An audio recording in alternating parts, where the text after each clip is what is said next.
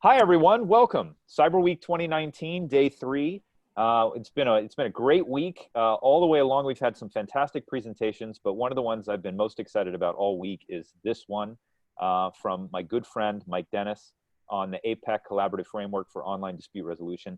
We have some amazing people on this call, just a wealth of expertise. Not only do we have Mike, who's going to be doing the slides and who's been really a key driver of this process.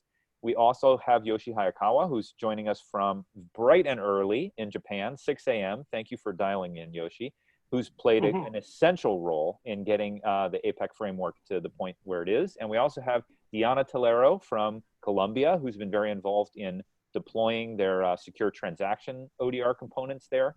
So it's really exciting. And there's so much that's going on with APEC. What I want to do is hand it over to Mike. As many of you know, Mike was a lawyer within the U.S. State Department for a million years. He was the guy who led the U.S. delegation to the UNCITRAL working group on online dispute resolution. So we all know him well, and he's led many of us in many of the most high-pressure international negotiations around ODR. But it was his yeoman's work at UNCITRAL that I think generated the insights that have now rolled over into this APEC framework that he's going to tell us about today. So, Mike, let me hand it off to you, and you can walk us through getting us up to speed on everything that's happened within APEC.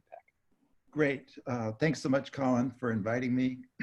And Colin, thanks for the terrific assistance that you provided in getting ODR off the ground and UNCITRAL and APEC as well. And also, I want to thank Yoshi Hayakawa for being on the call.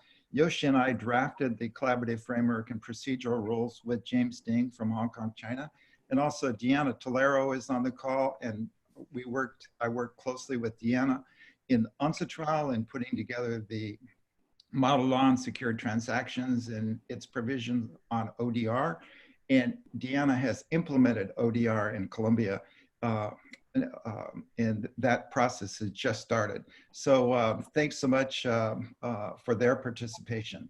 I will discuss the ODR collaborative framework that was just approved by the Asia Pacific Economic Cooperation Forum, APEC, in August. And Yoshi now, since that meeting in August, has become the chair of the legal group, CELI, within the APEC Economic Committee.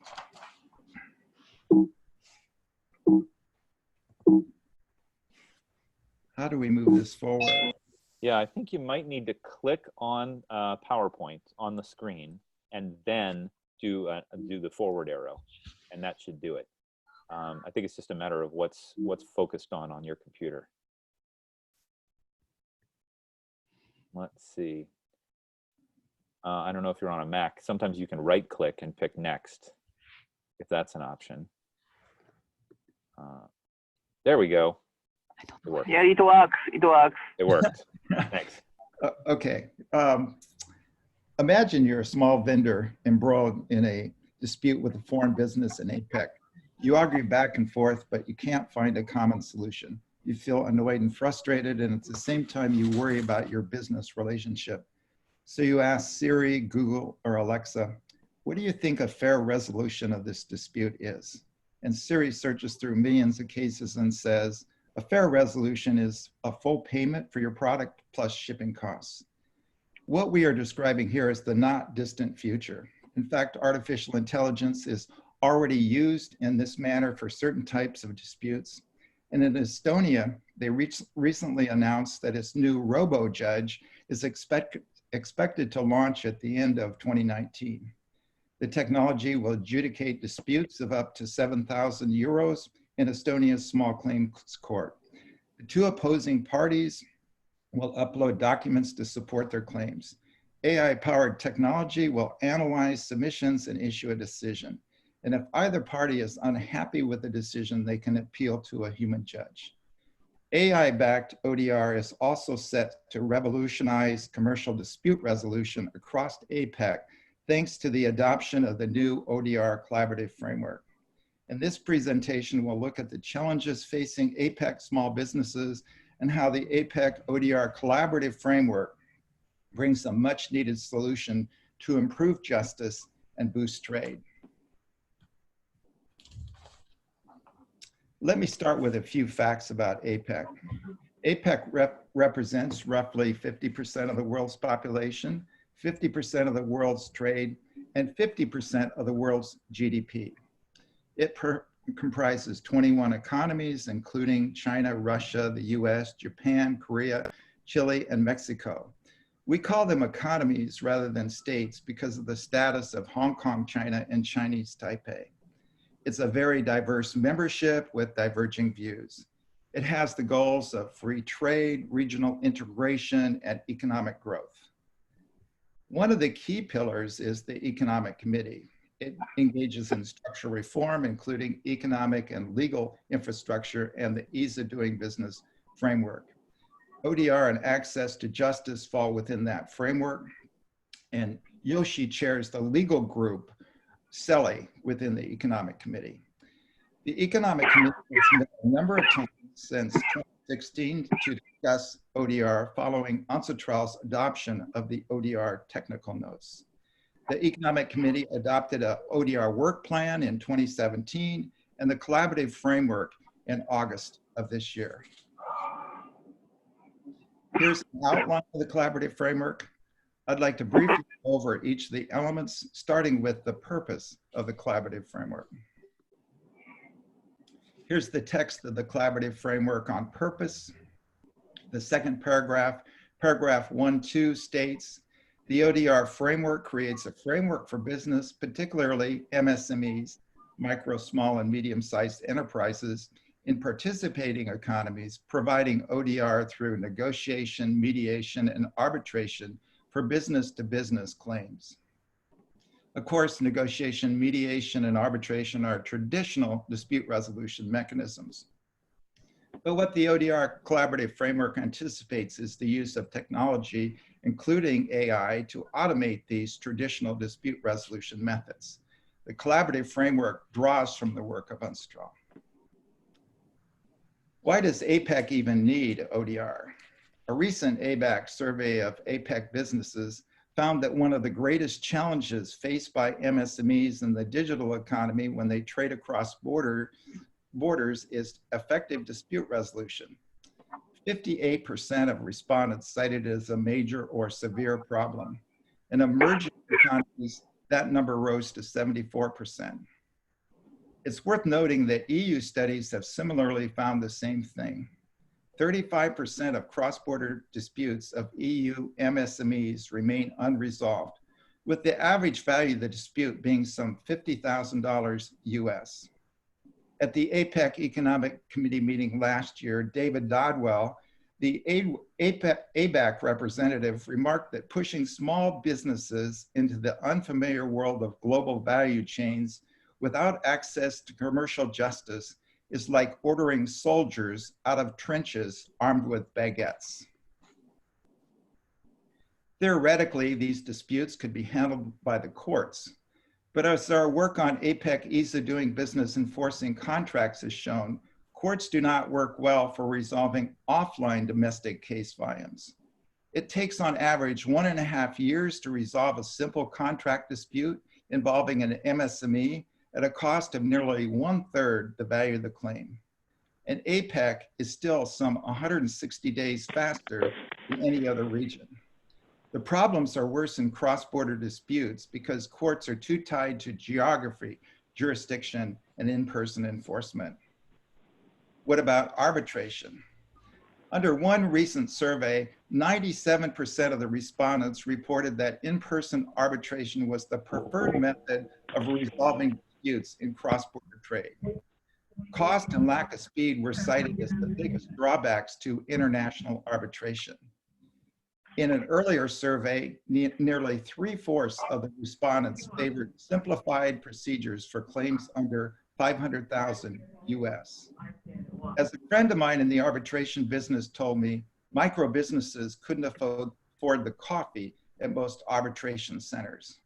For MSMEs, simplified procedures are essential, and we can provide those simplified procedures through ODR. How's the private sector handling ODR in the APEC region? Multiple ODR systems are available. But so far, none of these initiatives has resulted in widespread use of ODR across APEC in business-to-business disputes involving MSMEs. However, several providers are interested in partnering with APEC under its ODR initiative, including Fairway, Com Santiago, EBROM Center in Hong Kong, CCPIT in China, the Thai Arbitration Center, and BBB in the US. That concludes our discussion of purpose. Now let's look at the remaining elements of the ODR collaborative framework, and let's start with the procedural rules. Here you see the text of the collaborative framework on the APEC ODR procedural rules. Under paragraph 2.2 of the framework, ODR providers partnering with APEC agree to use the procedural rules. And this is an outline of the APEC ODR procedural rules. They're attached to the collaborative framework for ODR. The APEC ODR procedural rules are based upon two UNCITRAL texts. The UNCITRAL arbitration rules provide a comprehensive and internationally accepted set of procedural rules which the parties may agree to for their arbitral proceedings. The rules are widely used in ad hoc arbitration as well as administered arbitrations. Most arbitration rules follow the UNCITRAL arbitration rules. The UNCITRAL technical notes on ODR establish basic procedural recommendations or good practices for ODR. It provides an excellent basis for our work in APEC and assisting MSMEs. The UN General Assembly endorsed the UNCITRAL ODR technical notes, recommending that all states and other stakeholders use the technical notes in designing and implementing online dispute resolution systems for cross-border commercial transactions, and requesting all states to support the promotion and use of the technical notes. The resolution represents the views of all 193 members of the UN General Assembly. The rules, could you go back one? The rules apply by agreement of the parties. The appendix to the rules also contain a model ODR clause for contracts for the parties to agree to use ODR. The APEC procedural rules would be chosen by the parties and deemed to be incorporated by reference as part of the parties' agreement to use ODR. The procedural rules exclude business-to-consumer transactions for several reasons. First, the amounts at dispute in those cases are typically very small and outcomes are difficult to enforce cross-border. Second, the vast majority of e-commerce disputes involve business-to-business transactions. UNCTAD has estimated that worldwide e-commerce for business-to-business was worth 25.5 trillion US in 2017, while business-to-consumer e-commerce was worth only 3.9 trillion. The major reason why business-to-consumer transactions were excluded is that the laws for the protection of consumers vary widely. This is why many key private international law texts that underpin the international legal framework for developing ODR exclude consumers. This is Article 3 of the Rules of Procedure on Communication. In order to offer ODR as a turnkey solution, a common technological platform must be established. It provides the framework that allows parties to resolve the disputes electronically. All communications should take place via the ODR platform. Section 2 of the rules concerns commencement. The APEC ODR procedural rules track very carefully the recommendations of the UNCITRAL ODR technical notes on commencement and notice. And they also follow very closely the technical notes concerning the response and any counterclaim. Section 3 is stages. A key question is functionality. What do we want to incorporate into the system? The collaborative framework and procedural rules call for the use of negotiation, mediation, and arbitration. And here you see the basic idea underlying the procedural process utilized in the procedural rules. Again, it's drawn from the UNCITRAL ODR technical notes. The various stages act as a funnel so that few cases need to escalate to an online arbitrator. Indeed, most cases can be resolved by negotiation or facilitated settlement. The negotiation phase will be managed entirely by software for speed, efficiency, and cost effectiveness. Studies show that drawn out procedures create dissatisfaction even if they work out in the party's favor. If no settlement can be found, the case may escalate to third-party resolution. The ODR provider selects the online neutral from a list of approved neutrals.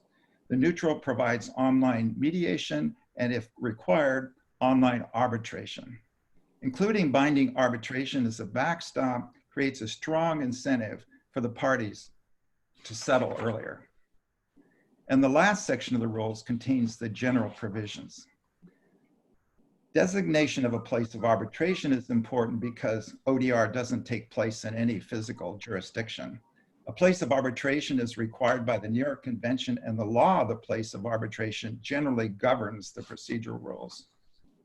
Finally, the language of the proceedings is important given the number of languages across APEC.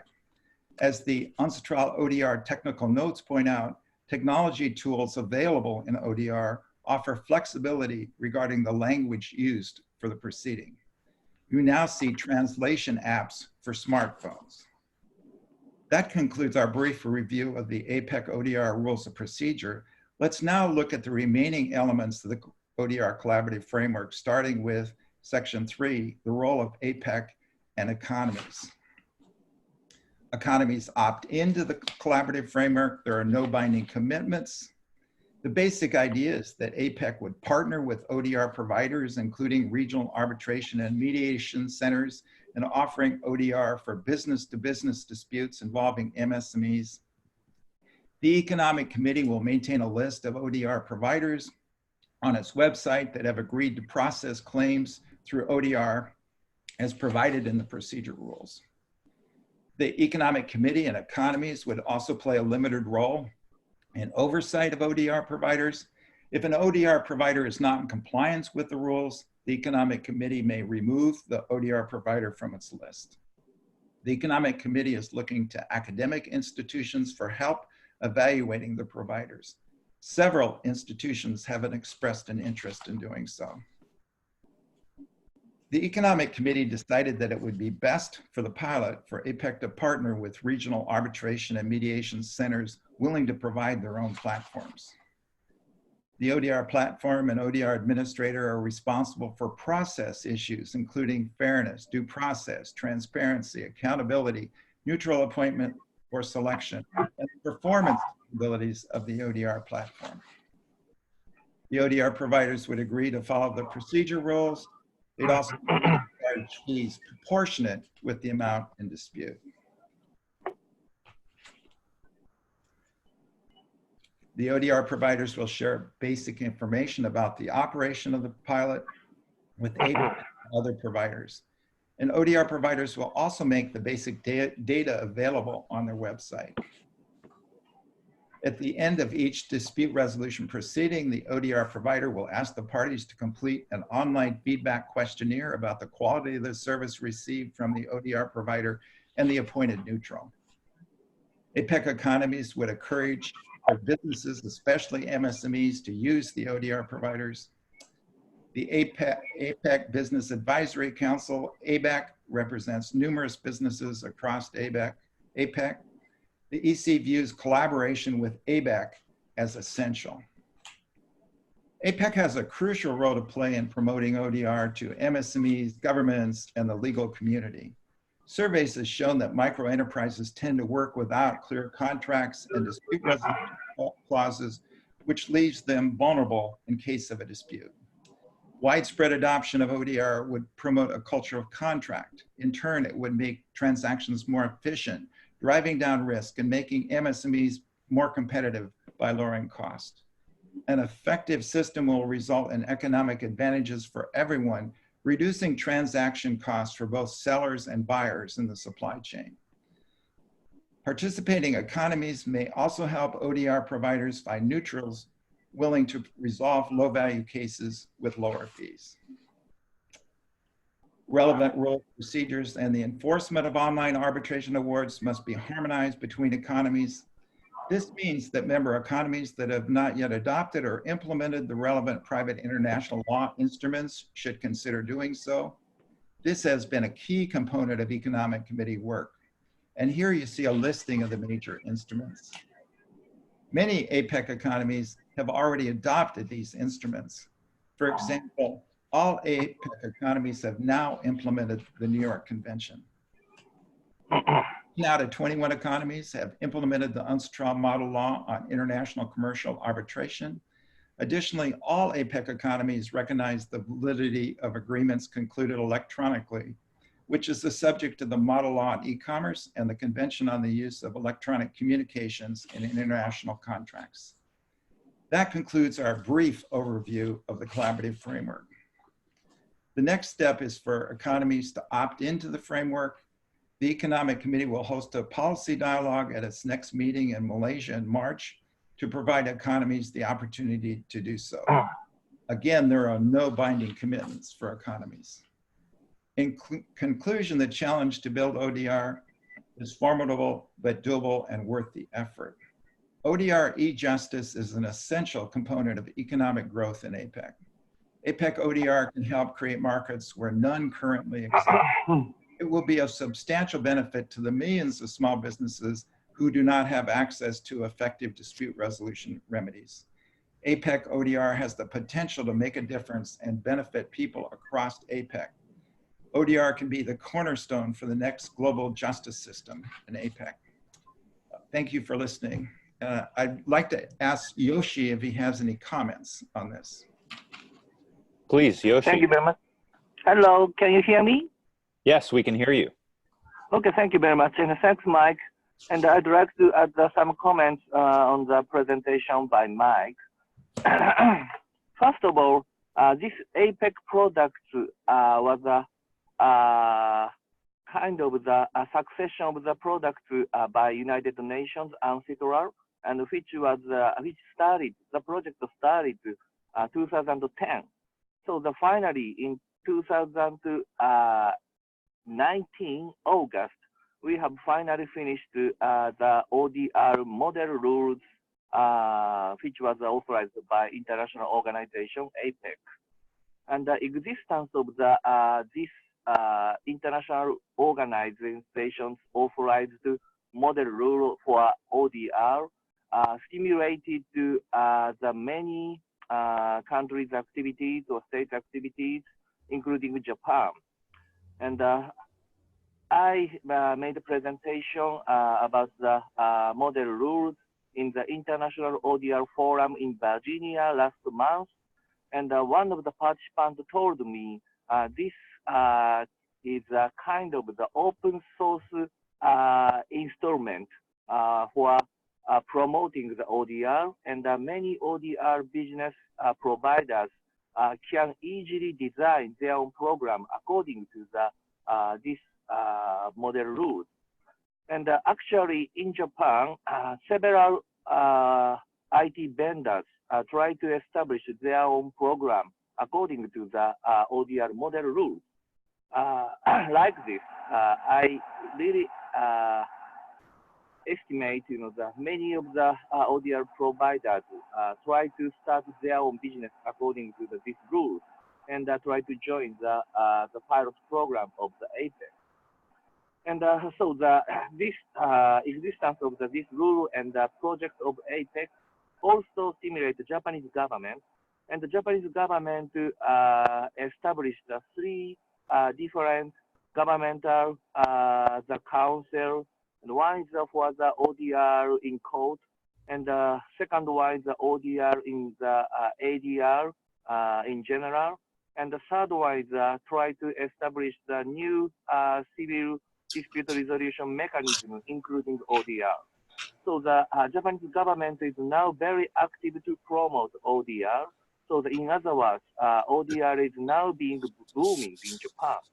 So like this, I strongly wish that many states try to promote ODR much more based on this APEC project or the ODR model rules by APEC. And so as a chair of the legal division of APEC from the next year, I will try to have a workshop in Tokyo in autumn 2020, and I try to invite all of the ODR service provider to Japan and try to exchange the desirable feature of ODR in Tokyo. So that will much more stimulate the world, and to promote ODR worldwide. So I wish that many of the ODR service provider will gather, meet together in Tokyo next year autumn. And so that is the end of my comment. Thank you very much. Excellent. Thank you so much, Yoshi. And I'm filled with lots of questions here, but I also want to say to all of our participants, if you have questions for Yoshi and for Mike, you can put them into the chat, type them in, or you can just unmute your mic and ask the question directly.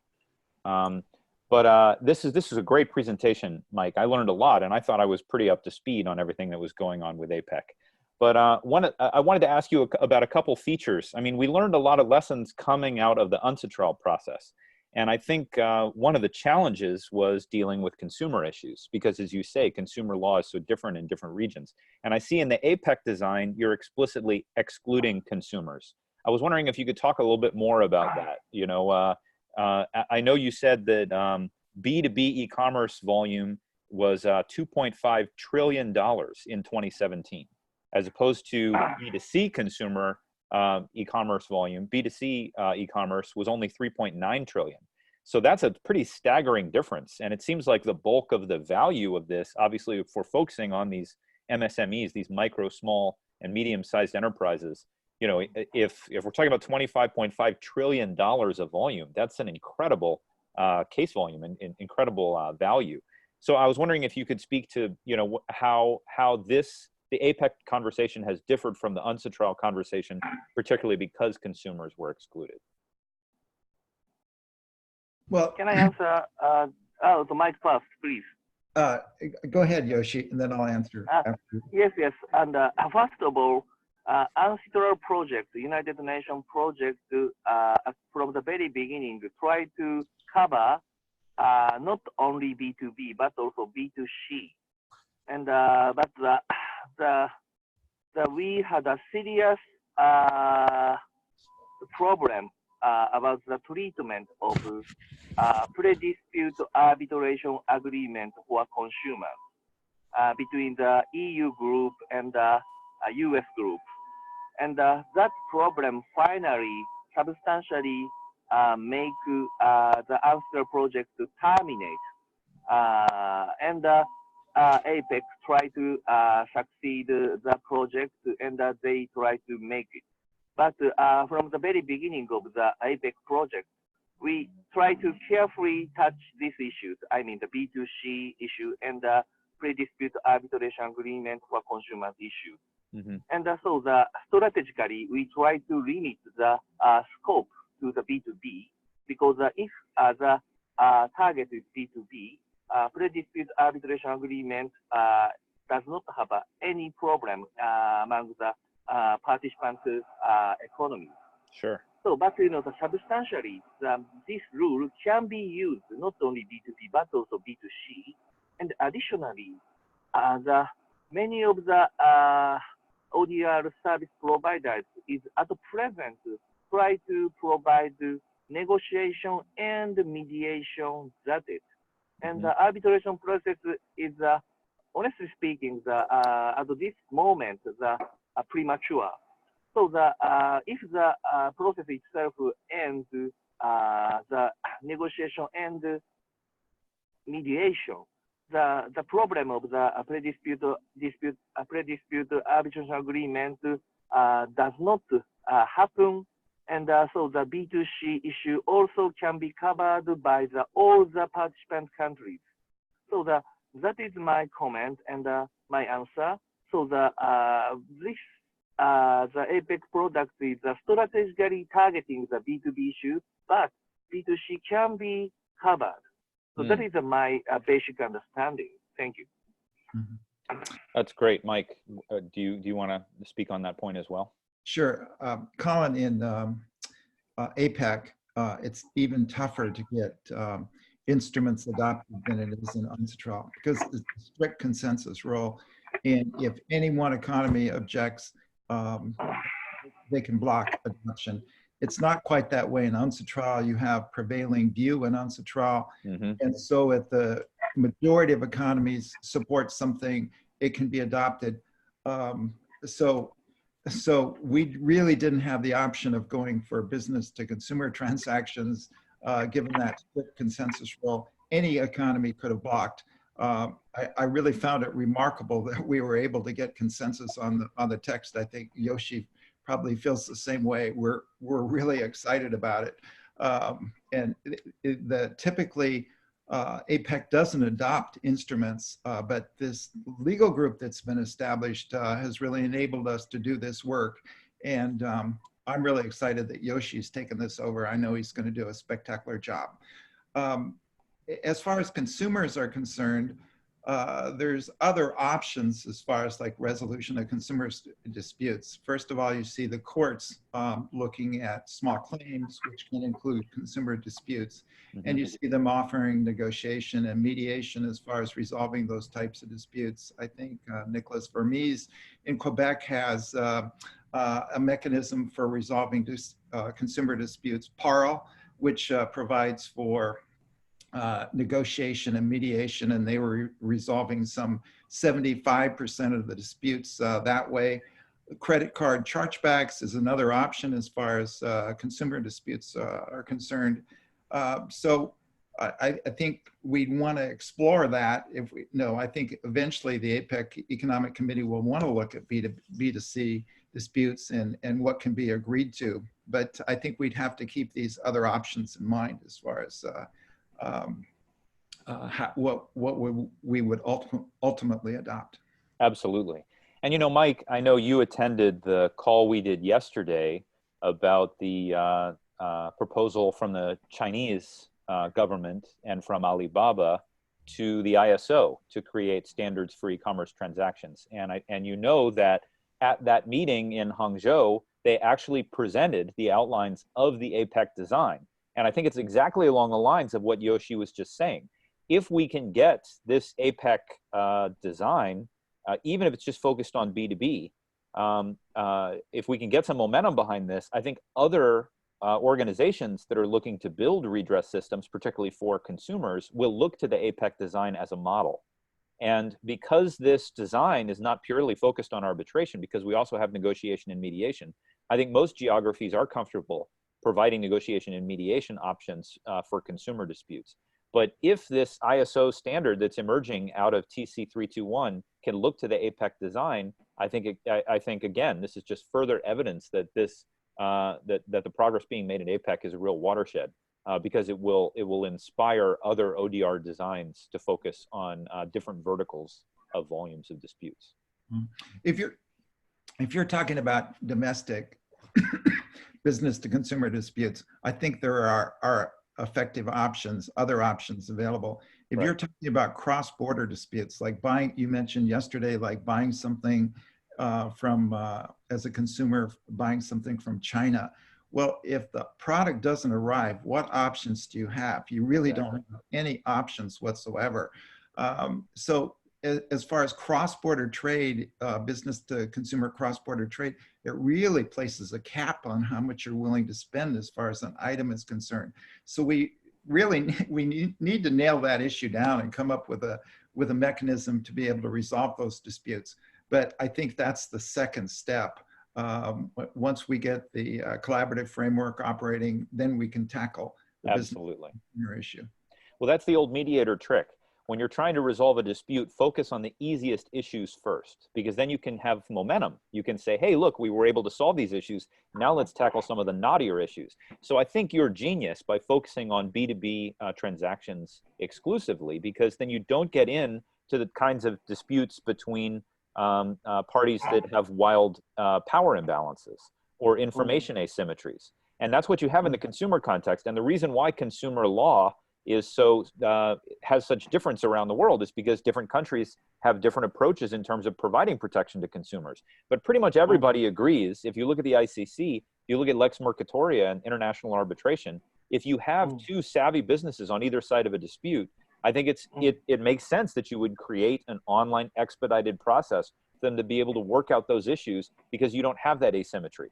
And I think that's one of the reasons why the APEC design is much more likely to succeed in comparison to the work that we did at UNCITRAL. So Yoshi, Colin, Yoshi, can I add one thing? Yeah.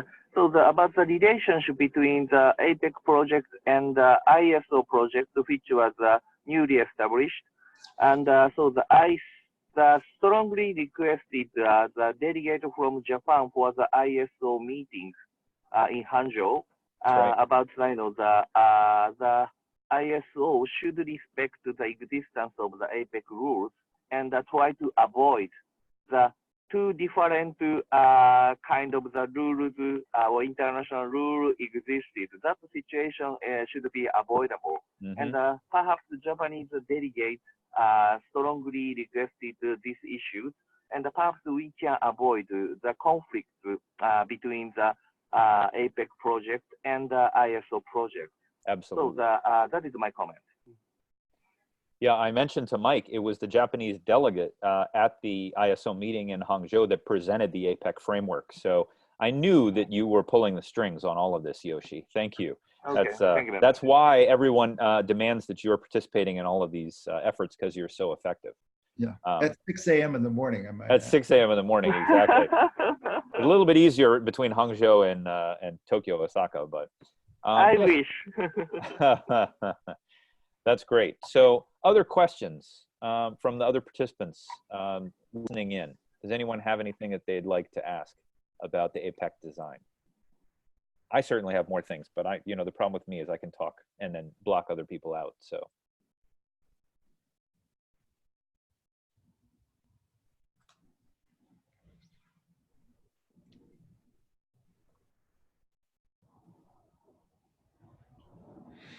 Well, I have to say, so what do you think the next steps are from here, Mike and Yoshi?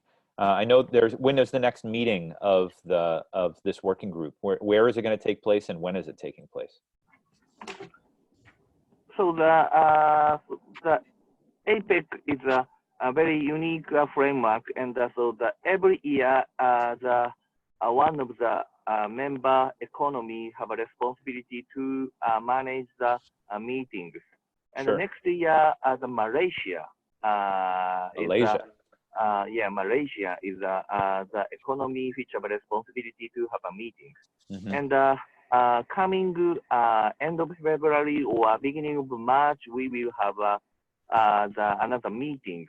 And so we will have a so-called policy dialogue in the APEC meetings. And we try to discuss much more details of the pilot program and how should we proceed this project. And additionally, as I said, perhaps after the second meeting in August, we will have a workshop, and which is always the driving force of the proceeding the project. And so that workshop will be held in Tokyo. And I try to invite all the audio providers or the IT vendors which have a great interest on this service from all over the world to Tokyo, and try to exchange the desirable feature of the ODR. And so what should we need, should we do, or what do we need for the future progress? So that is my plan for the next year. That's great. Mike, can you add something? Yes. So Colin, the next steps would be, first, we need the economies to opt in. It shouldn't be an issue because there's no legally binding obligations as far as an economy is concerned. Right. But just structurally, to get approval by the Economic Committee, we needed to insert something like that. And it would operate like the privacy framework that's been adopted that's also opt-in. So we've had maybe 16 or 17 economies co-sponsoring this work. So I would anticipate that we will have a broad number of economies opting into this framework. The second step then is to get the ODR providers to sign up as far as agreeing to comply with the collaborative framework and the procedure rules so that they can be listed on the APEC website. And I listed like a number of providers that have agreed or are very interested in doing that. And so that will be key. And we want to have them from across APEC, not just one particular economy. And that's really the case thus far. A third step is to encourage businesses to agree to use the ODR providers. And that's where ABEC is really important, the APEC Business Advisory Council, because they represent numerous businesses across APEC. So we need to work closely with APEC and encourage the businesses to agree to use these ODR providers. And once then the process becomes operational, we need to work with academic institutions in developing a way to have limited oversight as far as the ODR providers are concerned, to make sure that they're complying with the procedure rules and the framework. And also, you've been talking about standards. So is that something that we need to incorporate as far as the APEC collaborative framework is concerned? That would be down the line, but that's certainly something that we would need to consider.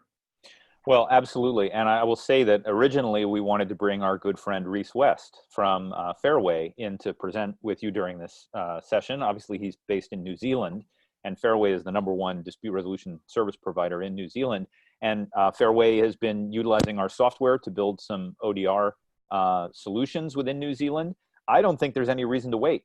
I think that it makes sense for providers and not only ADR service providers, but also ODR service providers to work to build systems and design and test systems that abide by the APEC guidelines so that we're ready to go when the gun fires. Because I think, as you said, it's very likely that the co-sponsors are going to opt in, especially, as you said, as there's no commitment. And I think it's very likely that businesses are going to, once they realize this is available, they're going to want to utilize it. So what we don't want is for the sticking point, that makes this slow to roll out, to be the providers, the ADR service providers and the ODR platform providers. So I think now is the time for not just Fairway, but other providers as well, to design solutions that can meet this need, once we get through some of these gateways. So, and I know Reese is very enthusiastic about Fairway playing that role, and I'm sure other ADR service providers are excited also. I note that Nicholas put something in our comments. I don't know, Mike, if you want to respond to what I said, but Nicholas did ask, how is the APEC framework useful as a model to other regions, especially in Latin America? Although, is Colombia an APEC member? I mean, I thought that all nations, well, I'm not sure, my geography is not good enough, but I know there are a lot of Latin American members of APEC. So Mike, why don't you respond to the components you want to respond to? The Latin American members are Chile, Peru, and Mexico. Okay. And Colombia attends the meetings but is not a member. So whether we could extend this collaborative framework to other economies that are Colombia borders on the Pacific, so there'd be no reason why, to me, we couldn't give Colombia an opportunity to be part of this as well. But that would really have to be a decision taken by the APEC Economic Committee, and we'd have to look at other situations and whether we're permitting other economies to become involved. On secure transaction reform, we put on a workshop in Mexico City, and we invited all of Latin America to participate in the APEC workshop on secure transactions. So I think it would make sense to try to be as expansive as we can as far as the number of economies and states that participate in this framework. Well, and I recall also in the early days, before we had the UNCITRAL ODR working group, the initial proposal was put in front of the OAS, the Organization of American States, and we said, well, let's build a region-wide online dispute resolution mechanism. Again, more focused on these lower value cross-border consumer cases. But I think the reaction from the OAS was, well, why would we do this in only North and South America? Why wouldn't we try and tackle this globally? And that was one of the reasons why it went to UNCITRAL. But I wouldn't be surprised if the APEC design, once it is accepted, by a certain community of nations, maybe other countries that don't border the Pacific or are not APEC members will also say, hey, we would like to set up a dispute resolution mechanism that mirrors the APEC design so that we can participate in the same framework, even if it's not necessarily under the umbrella of APEC because we're not part of that organization. I mean, there's so much happening with online dispute resolution in Argentina and Brazil. If you had Chile and Peru opting into it, I can't see why Brazil and Argentina wouldn't say, well, we want to be part of that too, because we have a lot of disputes for our MSMEs just across the borders internal to South America.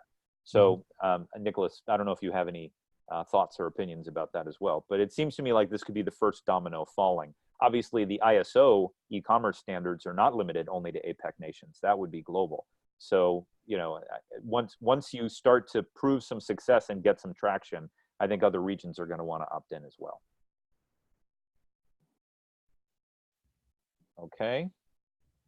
Yeah, no, I would just say that I agree with both of you. Okay. Nothing else. That's my favorite kind of comment, Nicholas, where people come in and say, yes, I agree with everything that you said. Well, also, I want to be cognizant of our time here, you know, also because it's very early for Yoshi, and I know he went to bed late and got up early. Are there any other comments, questions, observations? I think this overview is extremely valuable, Mike. I've had a lot of people ask me about APEC, and I've tried to outline it for them, you know, in the 5-minute summary, and I've done a poor job. So now that this is recorded, I think we're going to be able to share this video widely, and people will have a much better understanding of exactly what's included within APEC and the vision it has for moving forward. So thank you for that. And Yoshi, your leadership and your perspectives on this are incredibly valuable too. And keep pulling those strings to make sure you grease the skids, because every time I see progress being made and I go ask about it, somehow your name comes up. So thank you for that. Thank you. It's my great pleasure. Thank you. Excellent. So any other last comments and questions? I see Nicholas said, great job, Mike and Yoshi, very enjoyable presentation. Anyone else who's on the call would like to ask any questions before we wrap it up and let people get on with their days? Colin, I'd just like to say thanks so much for all your work organizing this conference. It's been spectacular, the sessions I've sat in. So, and it's a privilege to be part of this. Thank you.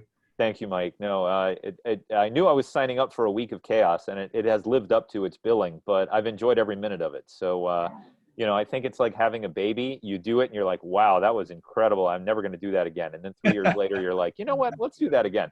So maybe next year I'll be signing up for Cyberweek again, but it's been a lot of fun. It's a great privilege to be able to have dialogues with all your favorite people around the world about something you're passionate about. So, all right. And with that, why don't we wrap it up? Thank you so much for the great presentation, guys. Again, one of the challenges of online is you don't hear the peals of applause from the audience. So I will applaud on everyone's behalf.